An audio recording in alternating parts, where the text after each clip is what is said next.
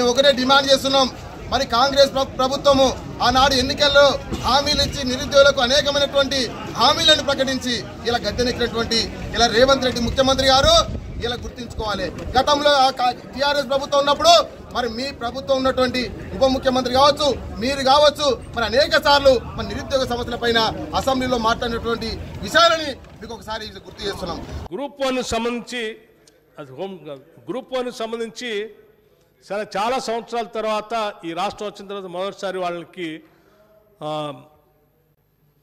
Notification ఇచ్చారు అధ్యక్ష. 1:50 వాళ్ళని ఎలిజిబిలిటీ ఇచ్చారట. 1:50 కాకుండా 1:100 ఇస్తే కొంత ఎక్కువ మంది చాలా సంవత్సరాల నుంచి ప్రిపేర్ అవుతున్నారు కాబట్టి అవకాశాలు బాగుంటాయి కాబట్టి దయచేసి 1:100 ఇవ్వాల్సిందిగా నేను మీ ద్వారా రాష్ట్ర ప్రభుత్వాన్ని ఆలోచన చేసి అవకాశం ఇవ్వాల్సిందిగా కోరుతా ఉన్నాను. ఆ రోజు గ్రూప్ 1 ప్రిలియమ్స్ లో 1:100 ప్రకారం తీసుకోవాలని చెప్పేసి ఆ రోజు అసెంబ్లీ సాక్షిగా ఉప ముఖ్యమంత్రి గారే స్వయంగా మాట్లాడారు కదా. మరి ఎందుకు మీరు 1:100 ప్రకారం తీసుకోవడానికి అభ్యంతరం ఏంటి?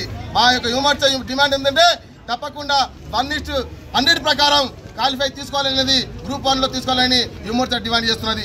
అదే విధంగా గ్రూప్ 1, గ్రూప్ 2, 3 పోస్టులలో అదనంగా పోస్టులు భర్తీ చేయాలనేటువంటి డిమాండ్ కూడా చేయడం జరుగుతుంది.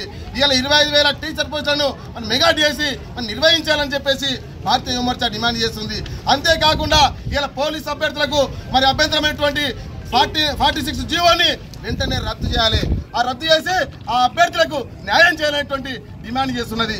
అంతేకాకుండా ఈ మహిళలకు 30% రిజర్వేషన్ ప్రకారము 33% రిజర్వేషన్ ప్రకారము నియామకాలలో అన్నిట్లో 33% రిజర్వేషన్ ప్రకారం తీసుకోవాలని పెట్టి డిమాండ్ చేయడం జరుగుతుంది. అంతేకాకుండా ఆనాడు జాబ్ క్యాలెండర్ విడుదల చేస్తానని చెప్పి ఆ రోజు మాట ఇవ్వడం జరిగింది. నువ్వు తక్షణమే జాబ్ క్యాలెండర్ విడుదల చేయాలి.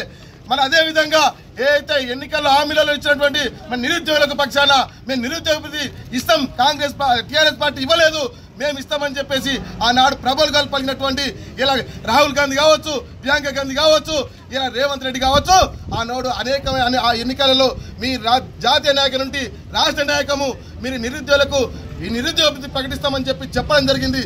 7 నెలలు గడిచి 8 నెలలు గడిచినప్పటికీ కూడా నిరుద్యోగ వృత్తి ఇవ్వలేదు. ఇలా నిరుద్యోగ వృత్తిని కూడా తక్షణమే అమలు చేయాలి. ఇలా సిగ్గుండాలి. ఇలా విద్యార్థుల పట్ల నిరుద్యోగుల పట్ల ఏ మాత్రం సిద్ధశుద్ధి లేదని నడుస్తావు.